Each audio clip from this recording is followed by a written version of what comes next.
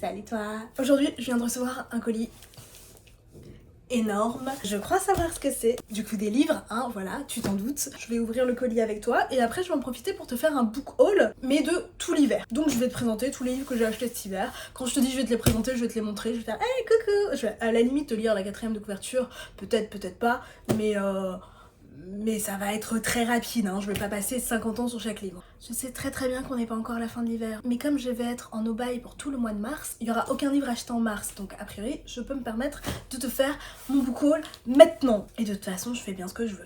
J'ai trop hâte parce que je te spoil pas, hein, donc du coup voilà, mais moi je sais très bien ce que c'est et c'est la première fois que j'achète chez eux. J'étais obligée de craquer parce que tu vas voir dans 2 secondes de quoi tu parles. On rangera après. Hein. Oh, ils sont trop beaux. Ils sont trop beaux, ils sont trop beaux, ils sont trop beaux. Waouh, waouh, waouh, waouh, waouh. Oui, je suis superficielle si tu l'as pas encore compris. Oh, ça sent bon. Ah, c'est ma drogue. Ah, encore. Je suis une droguée. Ne me juge pas s'il te plaît, je sais que toi aussi tu fais ça quand t'as tes livres neufs. Hein.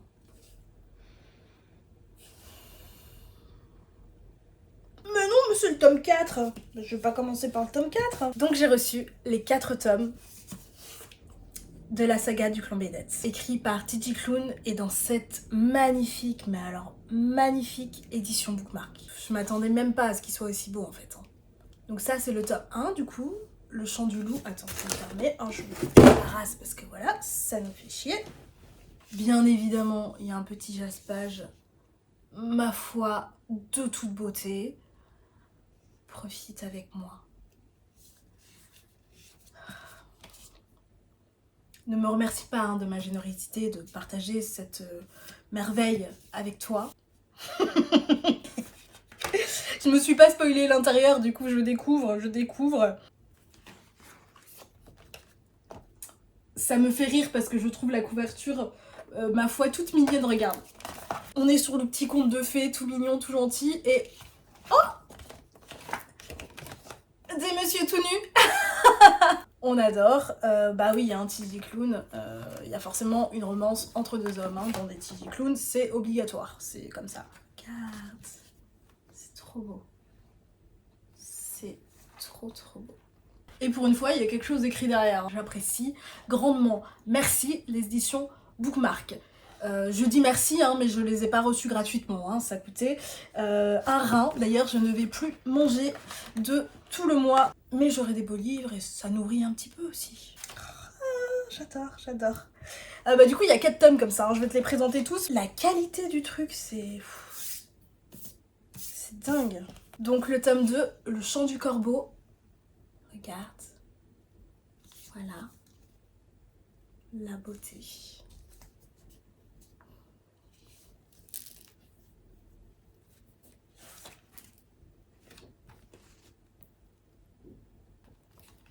Et à l'intérieur, hein, encore nos 2 garçons. Le chant du cœur, le tome 3. C'est magnifique. C'est juste splendide. Franchement, Oh, d'accord. Bah écoutez, mais combien de monsieur y a-t-il? Oh, il y a une madame aussi. Il y a une madame. Bon, bah ils sont... Ok. Ça promet. Regarde. Mais attends, il y a des loups. Bon, ils ont l'air de bien s'amuser. Ne jugeons pas. Et enfin, le 4e tome, le chant des Bennett.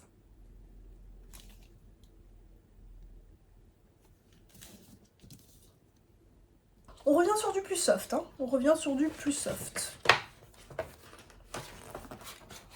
Tac.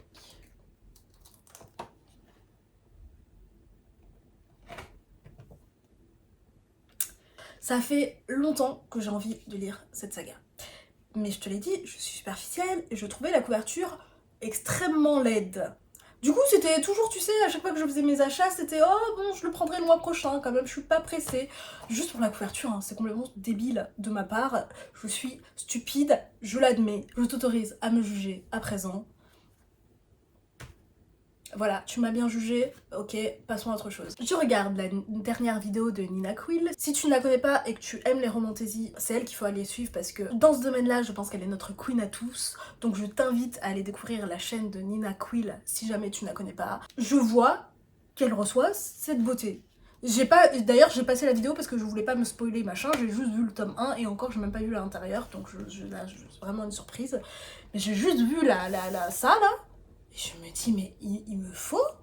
Je vais sur le site de Bookmark pour me les procurer, mais que ne fut pas ma terreur quand je vois rupture de stock.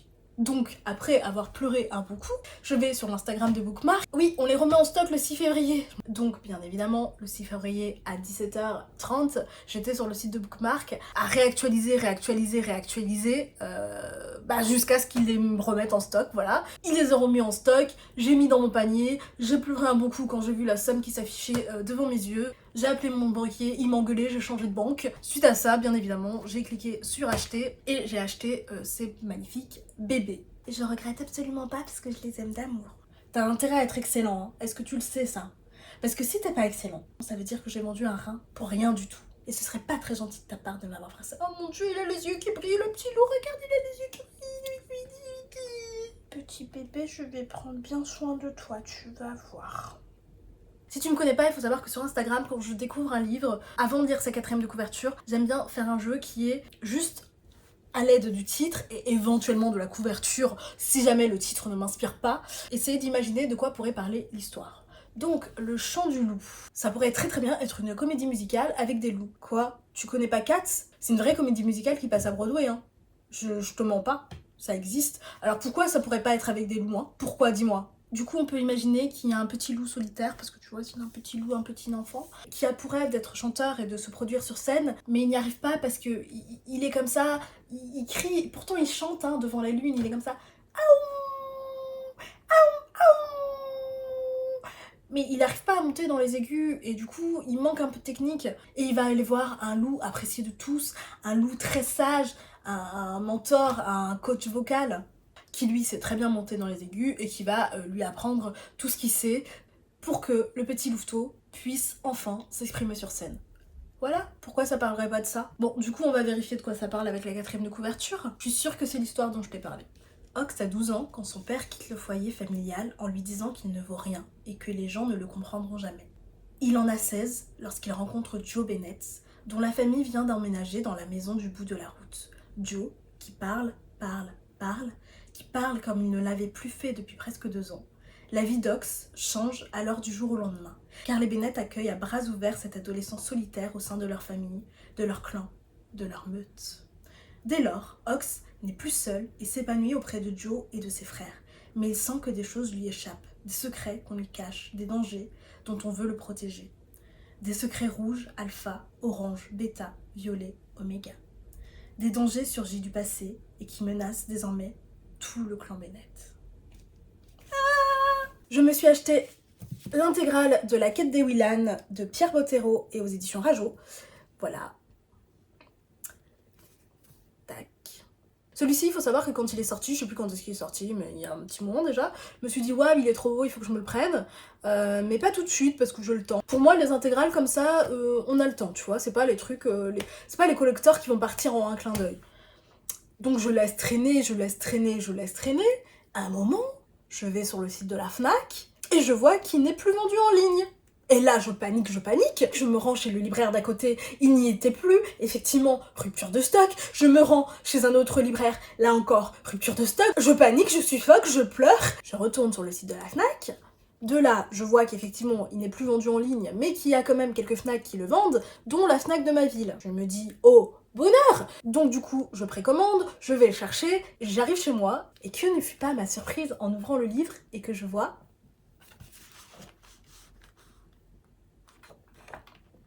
que le livre est imprimé à l'envers.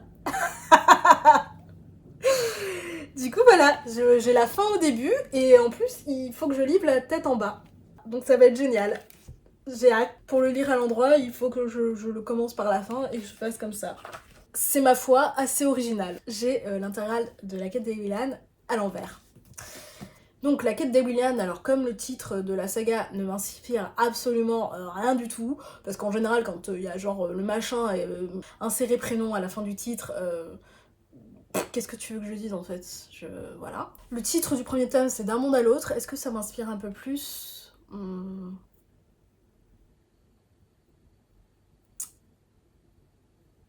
Aucune inspiration. Le deuxième tome, Les frontières de glace. Ah, les frontières de glace. Les frontières de glace, on peut peut-être trouver quelque chose. Alors c'est peut-être l'histoire d'Ewillan, donc cette jeune fille, qui n'a jamais quitté son pays. Elle est toujours restée dans son pays parce que ses parents n'avaient pas les moyens de voyager. Comme beaucoup de parents actuellement, parce que c'est la crise et qu'on est pauvre. Comme ils n'avaient pas les moyens de voyager, Ewillan est restée toute sa vie dans son pays, et un jour elle en a marre, elle se dit, ben tant pis, moi, je vais y aller à pied, je vais aller dans le pays voisin. Quand elle arrive à la frontière, elle découvre qu'il y a d'énormes murs de glace, un peu comme la grande muraille de Chine, mais sauf que là ça fait vraiment tout le tour du pays, mais c'est en glace. Non pas en glace, tu sais, la glace que tu manges là, en cornet, mais en glace... Oh mais ça peut être en glace en cornet en vrai, hein. Tu vois, plein de petits poteaux là, de cornet. Non, non, non, c'est pas une bonne idée ça. Donc c'est en glace, les miroirs, hein, je parle des miroirs. Le truc dans lequel tu te regardes le matin pour te préparer. Et du coup, elle doit trouver un moyen de sortir du pays pour découvrir ce qui se passe derrière la glace. Voilà. Maintenant, quel est le vrai résumé du coup? Non? On n'a pas de petit résumé? Il n'y a pas de résumé, du coup je peux pas t'en dire plus. Je me suis aussi acheté Fourth Wing de Rebecca Yarros et aux éditions Hugo Roman. Bon celui-là tu l'as vu partout parce que tout le monde l'a acheté en fait, hein, et moi comme je suis une pigeonne, j'ai acheté aussi, voilà. Il est beau, il est magnifique, on adore. Voilà. Voilà, on aime. Le titre est en anglais, je vais absolument pas, mais alors absolument pas faire le jeu du résumé parce que j'ai la flemme de traduire. Donc je te lis le résumé, qui n'est absolument pas là, il est là. Rien ne prédestinait Violette Sorangheil à être une cavalière. À son arrivée à l'académie de Basquiat, elle était censée intégrer le cadran des scribes et mener une vie tranquille parmi les livres, elle dont les os sont si fragiles qu'ils peuvent se briser au moindre choc. Mais Violette n'a d'autre choix que de satisfaire aux ordres de sa mère, la générale Sorangheil, elle-même cavalière et dresseuse de dragons, et de s'inscrire aux épreuves de sélection pour devenir dragonnière, l'élite de la Navarre. Pourtant, le simple fait d'envisager de participer à cette compétition lui paraît fou, car les dragons ne se lient pas aux humains fragiles, ils les brûlent. Mais Violette a beau être la candidate la moins forte physiquement, elle est rusée et rapide, des qualités indispensables quand on évolue dans un monde sans foi ni loi, où les alliés peuvent vite devenir des ennemis. Violette va devoir penser à un plan solide, car cette aventure n'a que deux issues, passer toutes les épreuves ou mourir. C'est pas mal! Et on nous dit derrière, un dragon sans cavalier est une tragédie, un cavalier sans dragon est mort. Codex du dragonnier, article 1, section 1. Dans La tête des pantins de T.J. Klune, oui, encore lui, et aux éditions de Saxus. Encore une fois, un livre magnifique. J'ai dit dans la tête des pantins, non, c'est dans la vie des pantins. Je vous dis n'importe quoi, ne m'écoute pas, jamais. De quoi ça pourrait parler? C'est peut-être une version de Toy Story, mais que avec des Pinocchio. Mais il est pas tout seul, du coup ils sont pleins, ils ont un petit village de Pinocchio là. Et ils font leur vie, dès que les propriétaires humains dorment, en fait, eux ils se rejoignent tous dans ce village là, et ils vont au lycée, au travail. Ils ont une vie, de la vie quotidienne, derrière le dos de leurs humains qui les ont fabriqués. Voilà, ça pourrait peut-être parler de ça. Oh! De quoi ça parle en réalité? Pénétrez dans une forêt étrange et suivez le voyage extraordinaire d'une famille faite de pièces détachées. Victor est le dernier humain vivant depuis que l'humanité a été éradiquée. Il partage la vie de 3 robots, son père, Giovanni, l'infirmière, Rachel, aux tendances sociopathes mais au grand cœur, et Rambo, un petit aspirateur anxieux. Tous vivent en sécurité dans une maisonnette perchée dans un arbre. Leur vie parfaite bascule lorsque Victor ramène de la casse un nouvel androïde qui alerte involontairement l'autorité de l'endroit où se cache Giovanni. Ce dernier est capturé, puis transféré à la ville des rêves électriques. Pour le groupe d'amis, le temps presse. Ils doivent le retrouver avant qu'il soit reprogrammé et sa mémoire effacée. Mais bientôt, c'est l'existence même de Victor qui se trouve menacée. Ça a l'air mieux que mon histoire, j'avoue. La maison au milieu de la mer Cyrulienne, de T.J. Klune encore, et aux éditions de Saxus. Est-ce que je ne serais pas en train de vouer un culte à T.J. Klune? Je ne sais pas. En tout cas, encore une beauté.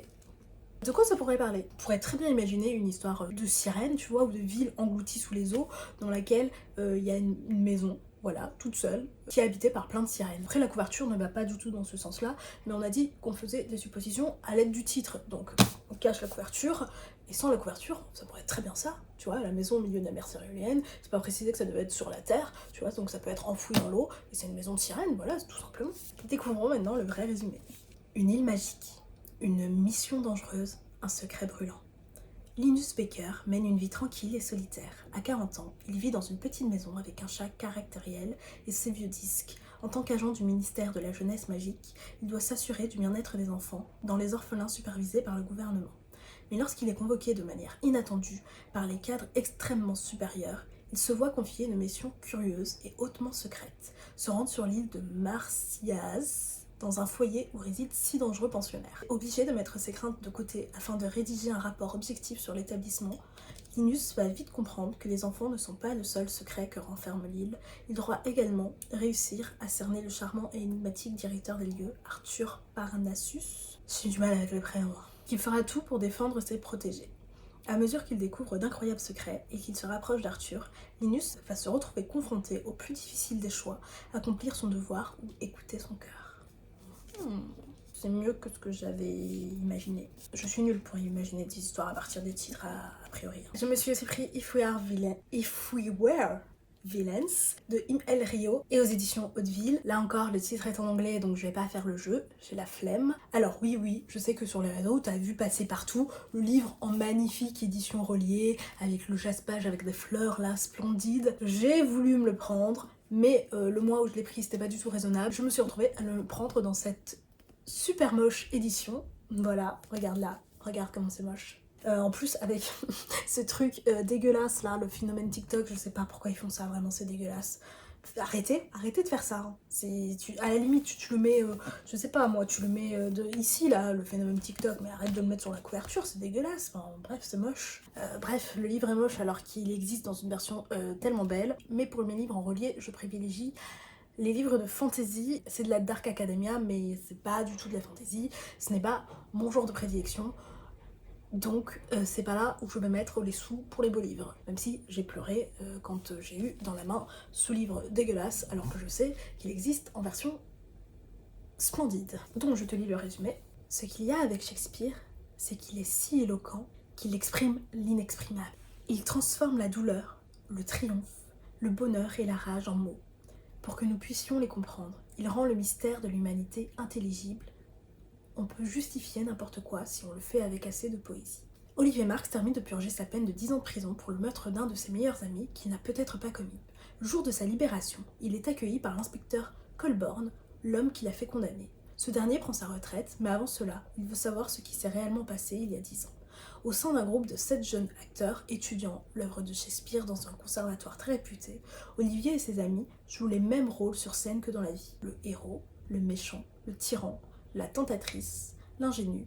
Mais lorsque la distribution change et que les rôles s'inversent, tout tourne au drame et l'un d'entre eux est retrouvé mort. Tintintin.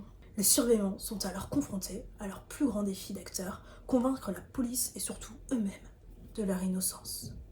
Le phénomène TikTok, enfin traduit en France, est bientôt adapté sur Netflix. Je suis ravie de le savoir, je m'en fiche. Je me suis pris également La vie invisible d'Adi Larue, de Vie Schwab et aux éditions Lumen. Là encore, j'ai eu un drame lors de mon achat. Il faut savoir que dans les livres que je t'ai présentés là, j'achète la majorité de mes livres d'occasion. Quand j'achète des livres neufs, je privilégie les auteurs français. Soit vraiment les magnifiques éditions que je sais que je vais pas retrouver d'occasion moins chères en fait. Je vais les retrouver au même prix, voire plus cher si je les prends d'occasion, ce qui n'a pas de sens. Et Vie Schwab n'est pas française. Normalement, j'aurais dû acheter ce livre d'occasion. Je l'ai acheté neuf, mais je l'ai commandé.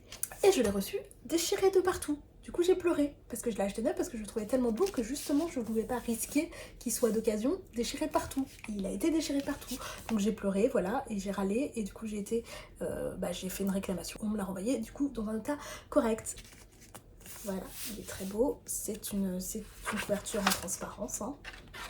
Voilà. Je sais que là encore sur les réseaux, t'es plutôt habitué à voir la version Tok Tok, mais il n'existe plus, voilà, donc voilà, et cette version me convient très très bien en réalité. Je crois même que je la préfère en réalité à la version reliée.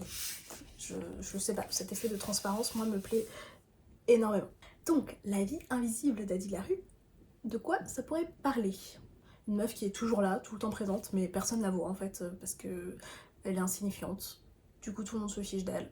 Mais elle s'en rend pas compte, du coup elle est persuadée qu'elle a une vie formidable, à chaque fois qu'elle raconte sa vie à des gens, elle est là, ouais j'ai fait ça, j'ai rencontré ci, tu sais un peu comme Forrest Gump, tu vois, qu'elle a rencontré tout le monde, tu vois, elle a rencontré le président de tous les pays, elle a fait des choses formidables dans sa vie, mais absolument personne n'a remarqué qu'elle était là, parce qu'en fait tout le monde s'en fout, parce qu'elle est insignifiante, et du coup elle est tellement invisible aux yeux de tout le monde qu'elle en devient réellement invisible. Peut-être que ça parle de ça. Je vais te lire le vrai résumé. C'est un livre Lumens, les résumés Lumens sont réputés pour être un peu spoilants, du coup je vais peut-être m'arrêter avant la fin. Hein. Je couperai au montage en fait si je vois que c'est trop spoilant. Une vie dont personne ne se souviendra. Une histoire que vous ne pourrez plus jamais oublier. Une nuit de 1714, dans un moment de désespoir, une jeune femme avide de liberté scelle un pacte avec le diable.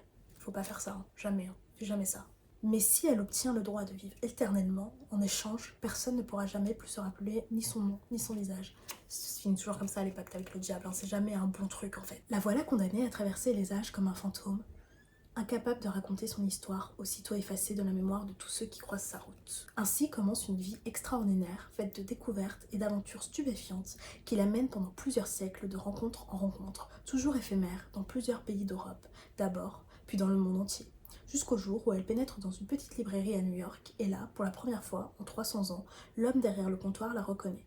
Quelle peut donc bien être la raison de ce miracle? Est-ce un piège ou une incroyable coup de chance? Jusqu'où? Ouais, voilà, ça en dit beaucoup trop, donc on va s'arrêter là, sur le résumé de ce livre. Je finis avec Le Dernier Lion d'Albâtre de Dana B. Chalice et aux éditions Gulfstream. De quoi ça pourrait parler? J'en ai aucune idée, moi. Peut-être que les lions sont en voie d'extinction et que le dernier lion de toute la Terre part à la recherche d'une lionne pour faire en sorte que l'espèce ne s'éteigne pas. Malheureusement, lui-même n'est pas au courant qu'il est le dernier lion, donc forcément, il ne va pas la trouver. Et on voit en gros les derniers instants d'une espèce représentée par ce lion qui ne sait pas être le dernier. Peut-être que ça part de ça, je ne sais pas. Donc le vrai résumé. Dans les ruelles sombres de Tiniri, une ombre fugace évolue de toit en toit, aussi furtive qu'un rapace. Astiri, une ancienne esclave de 17 ans, est devenue voleuse pour survivre. La meilleure d'ailleurs, et sa réputation a franchi les frontières. Le roi Dauphin la mandate afin d'accomplir une mission décisive. Impuissant, devant une armée de démons à la progression implacable, le souverain à l'espoir fou qu'Astiri retrouvera le dernier lion d'Albâtre, un mage guerrier légendaire. Dans cette quête au cœur d'un environnement hostile, les convictions d'Astiri vacillent une à une face aux volontés des divinités cosmiques, maîtresses du destin des mortels. Une aventure initiatique dans un roman magique et mystérieux, nourri de mythologie orientale, explorant des thèmes riches et profonds. On adore. Je me suis aussi acheté cet hiver le tome 2 des Immortels, Les guerrières sans pitié de Namina Forna et aux éditions de Saxus, et le tome 2 de Beast of Prey, La chasse continue, Diana Gray et aux éditions de Saxus encore. Mais là, je vais ni jouer au jeu d'imaginer un résumé, ni de lire le vrai résumé, parce que c'est des suites de sagas, et ici, on ne veut pas spoiler, parce que c'est méchant. Je me suis pris cet hiver Mémoire de la forêt, le tome 3, L'esprit de l'hiver, écrit par Michael Brun-Arnaud et dans la collection 9 de l'École des loisirs. Et le tome 2 des Sœurs Carmine, Belle de gris, écrit par Ariel Halls et aux éditions Naus. Là encore c'est des tomes 2, donc du coup j'en dis pas plus, je te les montre.